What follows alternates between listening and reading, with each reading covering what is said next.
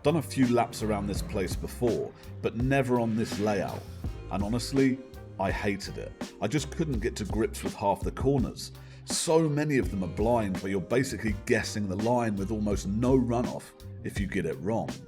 And for someone like me with pretty crap depth perception, that's a nightmare. No barriers, no reference points, nothing to judge distance. I was constantly second guessing where the apex even was. But this week, I forced myself to put in the hours, lap after lap, trying to beat the track into my brain. And thankfully, the more I practiced, the more I started to enjoy it. Once I pieced it together, the blind corners became less terrifying and it actually started to flow. This was also my first multi-class race since the absolute disasters in my 6 months in sim racing video. Yeah, that one. The one where everything went wrong and I basically turned into a moving chicane. So this time, I was a little nervous. Pole position. First time I've ever lined up here with a faster class sitting right in front of me, which meant I had absolutely no idea when to put my foot down at the green. Do I floor it early? Do I wait? Do I just pray? Somehow, I guess right. I nail the launch. That first rush forward is such a weird feeling, equal parts relief and adrenaline. I was expecting to bog down or get mugged, but no, I actually get away clean. Still, I wasn't about to get cocky, I kept it conservative. This track doesn't give you much camber through the corners, so if you even breathe on the throttle wrong while the tyres are cold, you're backwards.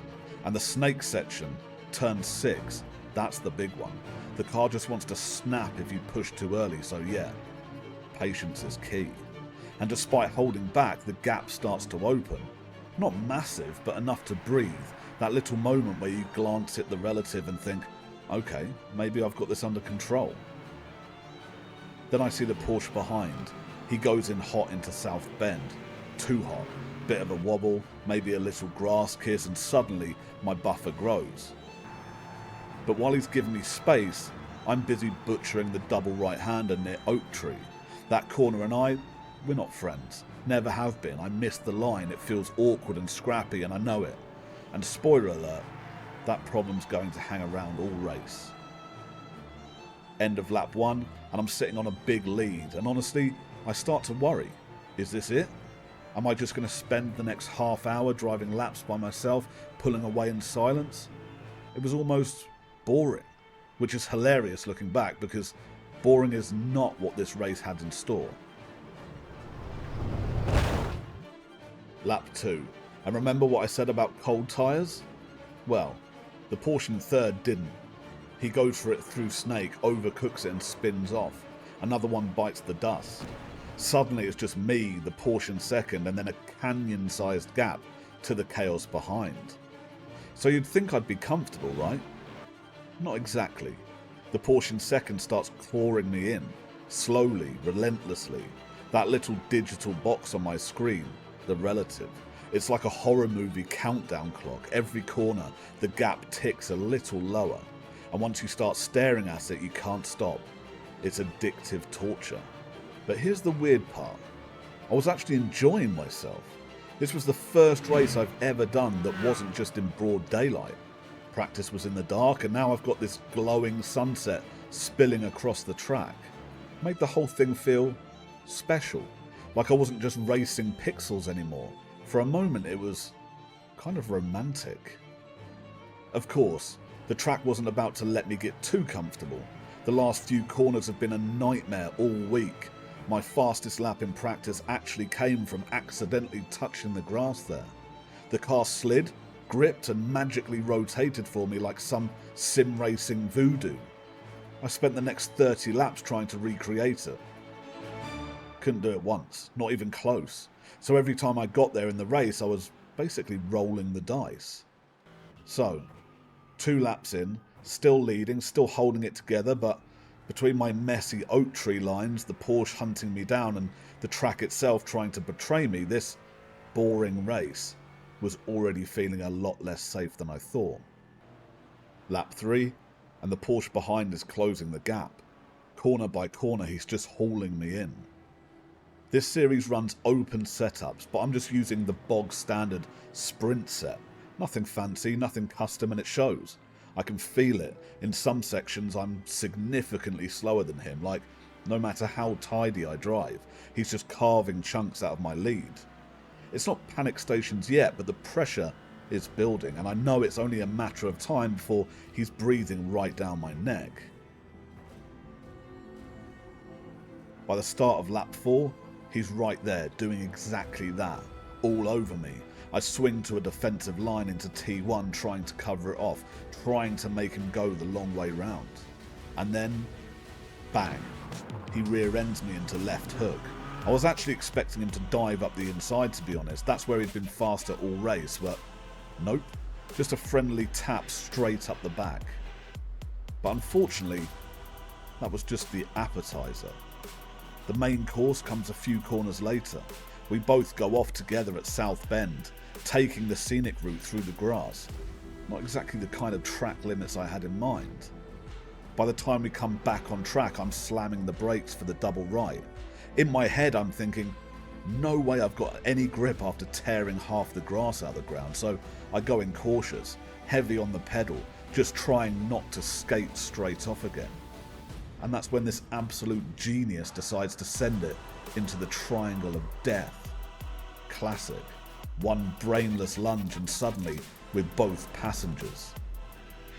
Somehow, I managed to get back on track quicker than him. Straight into a side-by-side with another AMG with a third car just ahead. Damage to the rear end, car feels rough, but I'm still in the fight. I hold off the black AMG, wedge myself between them through the next turn and just cling on. End of the lap, I'm in P5.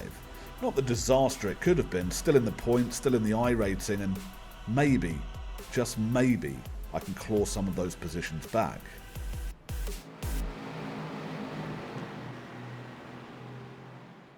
Lap 5 starts and straight away I can tell something's wrong. The car just doesn't feel the same. Inside the cockpit I'm actually wondering if I've lost the rear wing or something. The back end is twitchy, unsettled, like it's constantly one step away from a pirouette. And here's the kicker. From the outside there's barely any damage. Just a little scuff. Nothing dramatic, but inside the car it feels like I'm driving with 3 wheels and a prayer. So now I'm weighing up my options. Do I just take the defeat?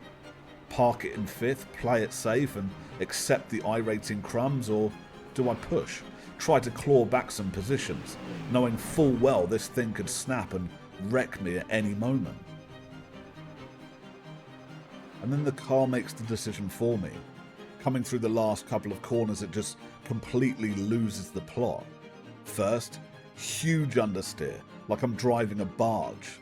Then, immediate snap oversteer like the barge suddenly found its nitrous. To top it all off, I get a little love tap from the car behind on exit and suddenly I'm skating across the grass again. At this point, the AMG's less a race car and more a Flymo Turbo Light 330, premium grass cutting performance, now available in GT4 spec. At this point, I'm just trying to get my head back in the game. I put in hours of practice this week to try and learn this track. Blind crests, no reference points, corners that all blur together, and now here I am, still not fully comfortable with the car, and with it bent out of shape it's not exactly helping. But hey, no complaints, let's just call it what it is. Comedy. Because honestly, every time I turn in, it feels like I'm spinning the wheel of fortune. Will it understeer? Will it oversteer? Or will it just decide it's time for another impromptu landscaping job? So it's starting to feel less about pace and more about just hanging on, laughing at the fact that after all that practice, all those laps, I still look like someone who shouldn't even be out there without a more experienced driver in the passenger seat, because I clearly haven't passed my test yet. Lap 7 begins and my pace is just gone, completely off. And of course, the Porsche that punted me earlier is back, right on my bumper, sniffing around like he wants another go. He tries to send it up the inside and suddenly we're too wide through Snake. Not exactly the smartest idea in the world. I managed to hold him off and, to his credit, He actually backs out. Sensible decision for once. And right on cue, the Mercedes ahead spins out through the same section. Perfect example of why going too wide there is basically begging the game to file your insurance claim. At this point, I'm just holding on for dear life. Not just to the steering wheel, but to my position. I'm worried about another punt in that tight double right. Deja vu waiting to happen, but this time the Porsche thinks twice. Honestly, good call, because with the damage I'm carrying, I've got full-blown imposter syndrome. I don't feel like I belong up here anymore. The Porsche shows his nose going into roller coaster. I cover it off, hold him off, but then disaster. Another understeer into oversteer moment through the last corner, and I bleed all my momentum. Down the straight, I have to concede the position.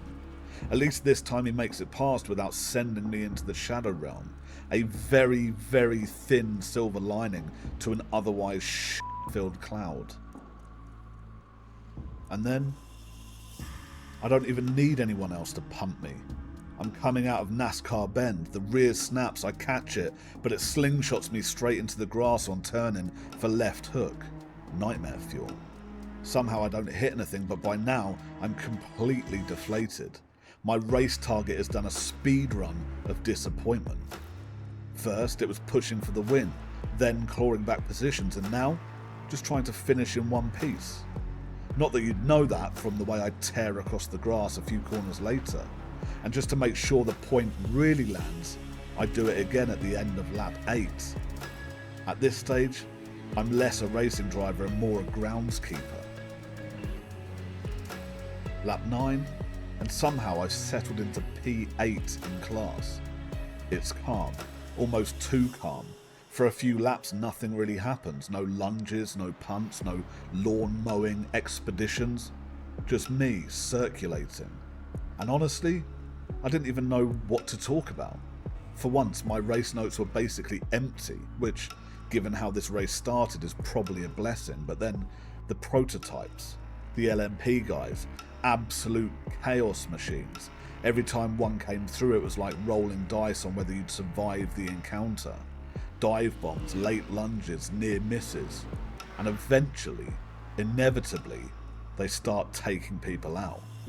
Multiple crashes, multiple drivers fuming, chat box lighting up like Christmas, everyone calling them idiots, which, to be fair, they kind of were. So while my own laps were quiet, the background noise was pure entertainment. Half the field getting mad at LMP drivers and me just vibing in P8, trying not to get collected. By lap 13, nothing had really changed for me, still in P8, still in one piece, but the tension was always there because one bad move from an over-eager prototype and my race would be scrap metal.